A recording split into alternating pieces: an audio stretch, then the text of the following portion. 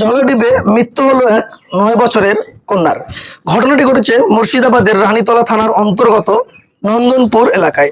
মূলত জানা যায় একই সাথে 3 বান্ধবী মিলে পুকুরে স্নান করতে গেছিল। ঠিক সেই সময় এক বান্ধবী তলিয়ে যায়।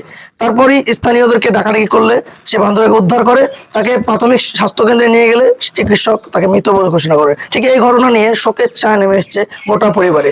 এই যে 9 বছরের শিশুর মৃত্যুতে গোটা এলাকা থেকে পরিবার শোকের ছায়া। তবে এই বিষয়ে তারা কি বললেন শুনবো বিস্তারিত, সঙ্গে থাকুন। এই ঘটনা ঘটলো। আমরা গা ধুচ্ছিল, দিয়ে হলো যে কি আমার পানি আছে কি তাই দেখতে গেছিল, দিয়ে দুজনেতে নেমে পড়েছিল, দিয়ে হলো যে কি আমি ডুব বেড়েছিল।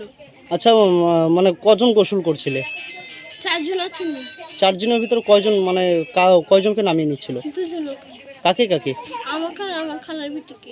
তারপর দিয়ে আমরা থাবড়াতে আমি মুখখান ধরে নিয়েছি আর ও আমাকে ছেড়ে দিয়েছে। দিয়ে 2টা মেয়ে আমাকে চুল ধরে টেনে নিয়েছিল। আচ্ছা, সেটা কটার সময় হয়েছিল? একটা।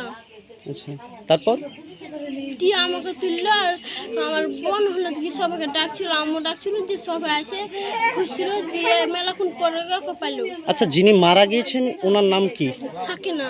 আচ্ছা, যিনি মারা গিয়েছেন উনি কেউ হয় আপনার? আমার খালাতো বোন।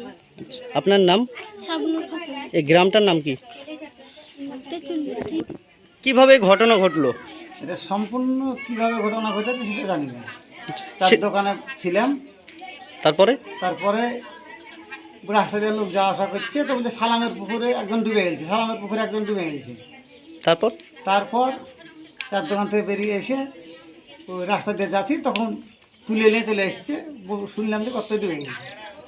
সেটা কটার সময়? টাইম কটার সময় কাজ দিতে গিয়েছিল।